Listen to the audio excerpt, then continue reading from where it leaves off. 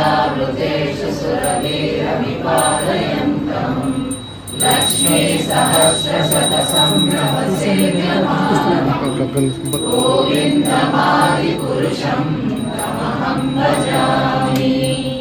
वेणुमनन्तमरविन्ददलायताक्षं वरहावतां समसिताम्बुधसुन्दराङ्गं कन्दर्पकोटिकमनीयविशेषशोभं गोविन्दमादिपुरुषं तमहं भजामि।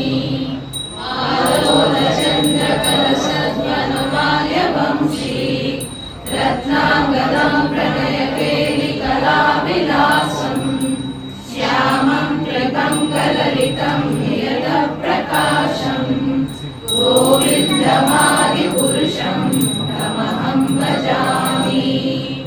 अङ्गानि यस्य सकलेन्द्रियवृत्तिमन्ति पश्यन्ति पान्ति कलयन्ति चिरं जगन्ति आनन्दचिन्मय सदुज्ज्वल विग्रहस्य गोविन्दमादिपुरुषं तमहं भजामि। अद्वैतमच्युतमनादिमनन्तरूपं आर्यं पुराणपुरुषं नवयौवनं च वेदेषु दुर्लभमदुर्लभमात्मभक्तो गोविन्दमादिपुरुषं तमहं भजामि। मन्दास्तु कोटिशतवत्सरसम्प्रगम्यो वायोरथापि मनसो मुनिपुङ्गवानां सोऽप्यस्ति यत्र पदसिंहविचिन्त्य तत्त्वे गोविन्दमादिपुरुषं तमहं भजामि। एकोऽप्यसौ रचयितुं जगदण्डकोटिं यच्चक्तिरस्ति जगदण्डशयायनन्ता अण्डान्तरस्थपरमाणुचयान्तरस्थं गोविन्दमादिपुरुषं तमहं भजामि। यद्भावभाविदधियो मनुजास्तथैव सम्प्राप्य रूपमहिमानभूषा सूक्तैर्यमेव निगमप्रतिदैस्तुवन्ति गोविन्दमादिपुरुषं तमहं भजामि। आनन्दचिन्मयरसप्रतिभाविताये ताभिर्य एव निजरूपतया कलाभिः गोलोक एव निवसत्यखिलात्मभूतो गोविन्दमादिपुरुषं तमहं भजामि। रामादिपुरुषनानि यमेन तिष्ठन्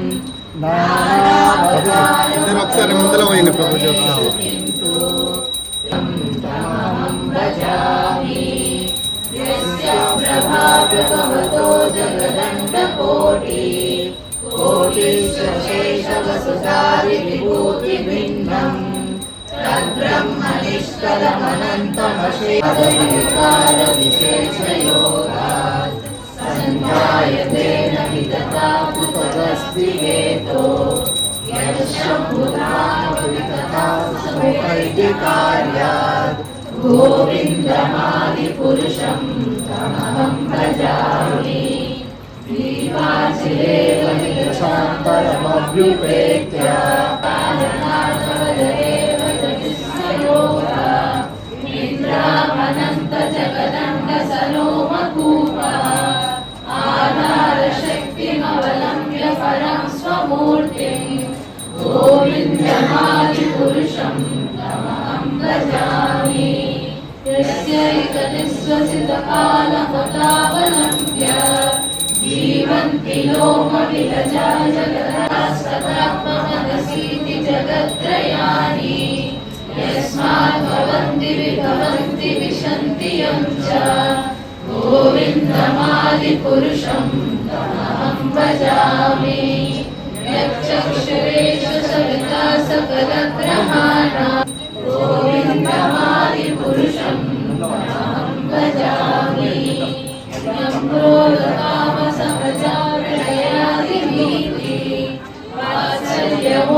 गुरु गौरव सेव्य भावये संचिन्त्य तस्य सदृशं तनुमापुरेते गोविन्दमादिपुरुषं तमहं भजामि श्रियकान्ताय परमपुरुषाकल्पतरु ध्रुवाभूमिश्चिन्तामणि गणपैतोऽयममृतम् कथागानं नाट्यं गमनमपि वंशेयसखी चिदानन्दं ज्योतिर्वनमपि स्वास्यमपि च सयत्रक्षीराधीश्वरति सुरविव्यश्च सुमहान् इमे शारदाख्यो वा प्रगतिनमियत्रापि समयः भजे चेतनैवं तमहमिमतो लोकविदियम् विदन्तस्ते सन्तक्षितिविरलसारा